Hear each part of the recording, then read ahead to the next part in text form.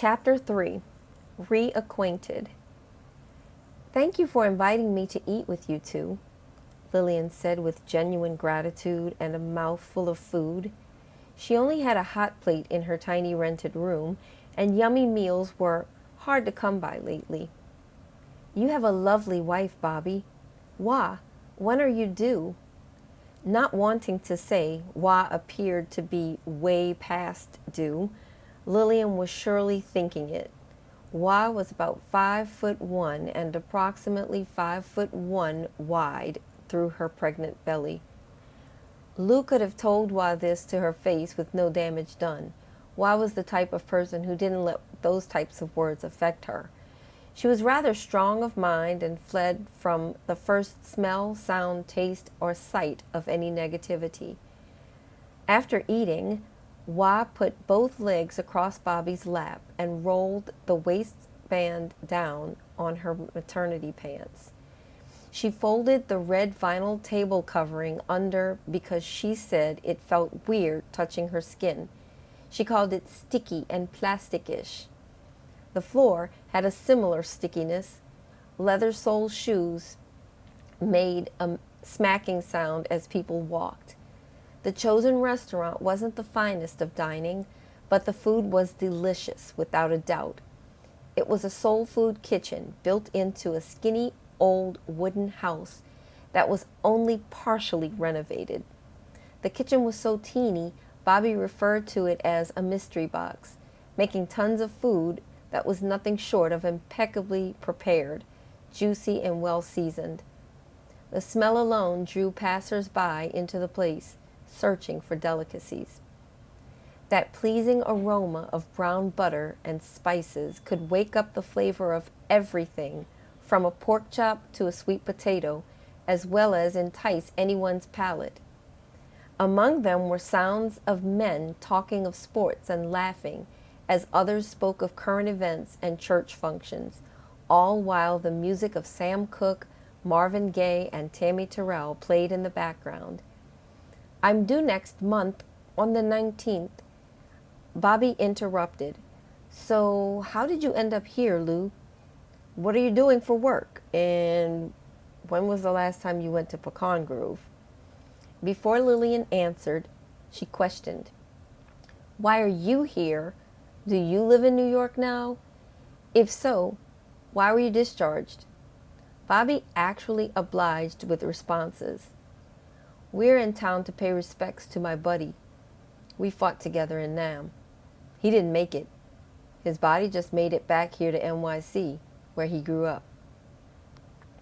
Lillian, changing her expression and her tone, looked down and apologized. "So sorry for your loss. Were you with him?" she inquired in a quiet, monotone voice, perking her voice a bit. "You know, when he died, were you there?" "Yes." Bobby spoke softly with an almost guilty tone. "I was there. I held his body together until the medic arrived, just to say he couldn't help. It was over. He pronounced Arthur dead right there where I held him. The grenade had my name on it, not Art's." Bobby's eyes welled. "I guess you can say that I wasn't unscathed, though. I lost 2 fingers and this leg injury." Bobby pointed downward to show Lou the brace on his leg. "I've had 2 surgeries and don't know how long it will be before I'll walk properly without this brace." Lou cut him off. "Oh, Bobby, I am so sorry." Bobby shook his head in the negative and said, "Lou, I can't tell you whether my discharge was due to my actual injuries or if they discharged me since I lost such a good buddy the way I lost him. They know my mental state has been interrupted. We went through basic training together and all. Either way, they sent me home. Just as well, though, the image of his face haunts me daily. Well, mostly at night. I lose tons of sleep over it. Some things you just don't shake, you know? Why and I got married so she could come with me. Wah rolled her eyes at Bobby and removed her feet from his lap as if he had cursed her name. She wasn't one to bite her tongue, hold it, or lack facial expressions. Bobby quickly corrected himself. We would have gotten married anyway, but we did it immediately so they would allow Wah to come home with me when I left to come back to the States. Now, we're here in New York for Arthur's funeral service. Lou, tell me what's going on with you. Slow to respond because she studied Bobby a few moments to make sure he was all right, Lou said, I'm a dancer with the Stepettes and a waitress to make ends meet. All that dancing with Miss Debbie's dance school paid off. It's been 3 years since I spoke with anyone from Pecan Grove. When Mama and Daddy passed away and you were gone, I left. I'm not the Pecan Grove type, you know that. Disgusted, Bobby stated, You never going back? Nope. No plans to. Even more disgusted, Bobby interrogated deeper. You gonna live as a white woman for the rest of your life? Yep. Haven't gotten caught yet. Lillian retorted with a smug demeanor. Wah got up abruptly and left the dismal black-owned diner to sit outside on the curb. What's up with Wah? Did she not know that her husband is black? Lou viciously attacked Bobby.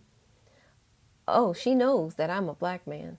She just thinks it's so ridiculous that I have to pass sometimes just to get decent treatment in the world. You know, Lou, it's one thing to be white presenting. You can't help that. It's a fact that you appear to be white. And if someone thinks you are white, they may offer privileges to you under their assumption of your whiteness.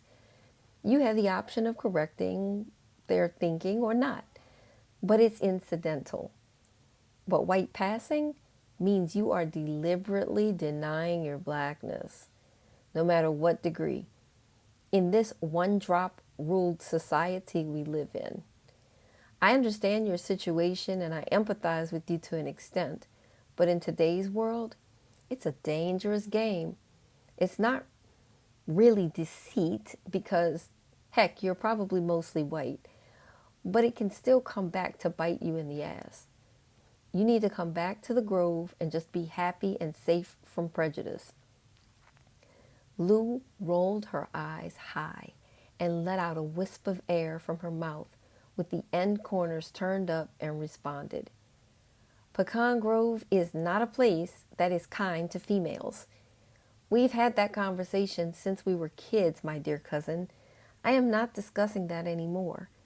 You know how I feel about the Grove. Bobby responded. From the look on Wah's face, she may have lost respect for you because you have given up your family, your culture, and your home.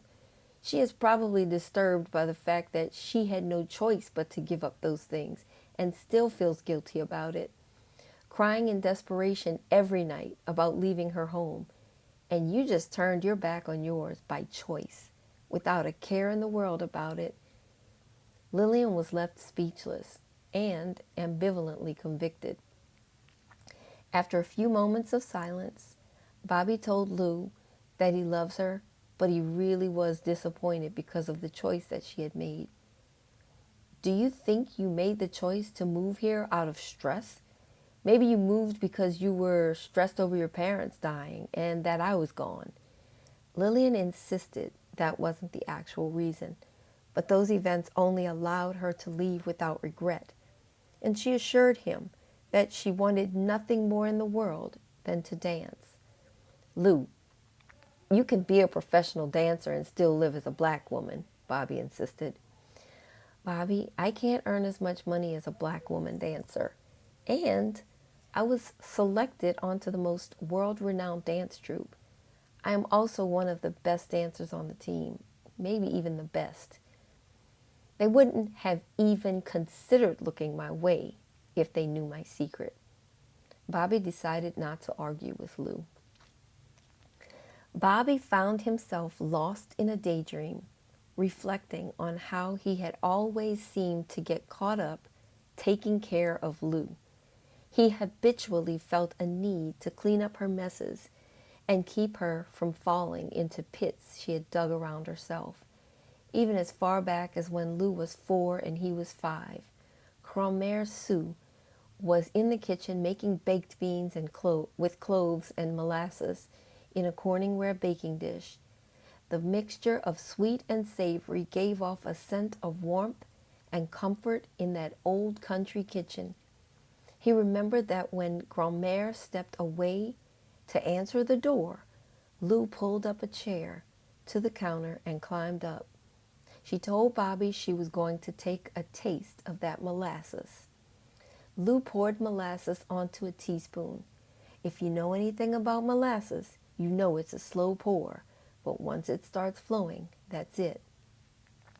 Lou filled her teaspoon and then some.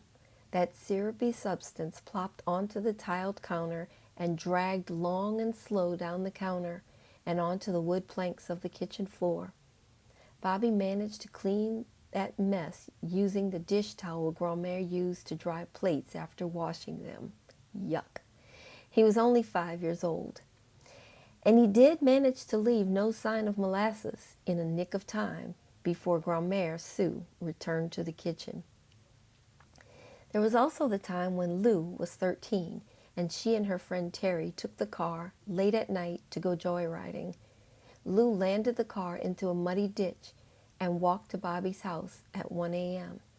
The girls threw pebbles at Bobby's bedroom window to awaken him.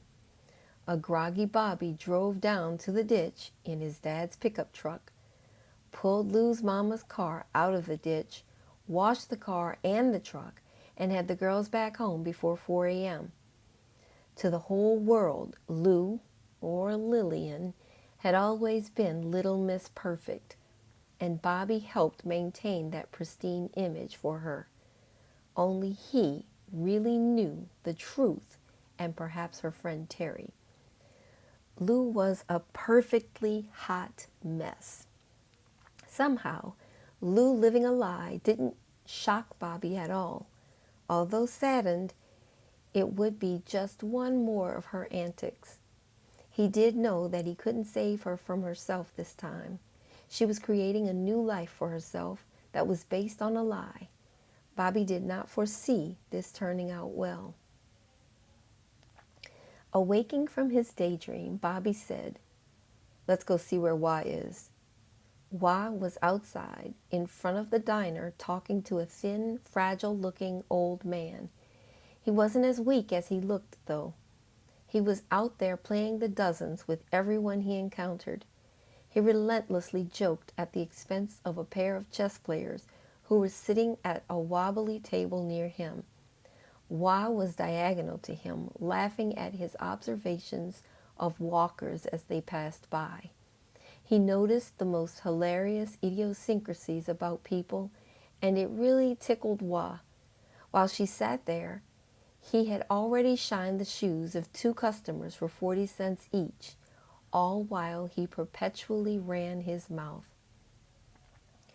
Bobby and Wah saw to it that Lou made it safely home that night, but the 5-block walk from the diner to Lillian's place was loaded with merciless silence. Lillian and Bobby exchanged addresses and phone numbers in front of her building, and they promised to write each other often. Bobby grabbed Lou's hand, gazed a serious stare at her as if he would never see her again, and said, "Please take care of yourself, Louie. It's a hard, cold world out there for a young lady to be living in all by herself, especially if you get caught passing. Call if you ever need me. No matter what you need, no matter what, call me." Lou nodded a positive nod and walked backward toward the door of her building. As she made it to the door, Lou shouted, "It was nice meeting you, Wah. Good luck with the delivery of a healthy baby. I love you, my cousin. It was so good running into you. Good night." They probably didn't even hear her, since they had already made it to the corner by the time she finished speaking or shouting her good night.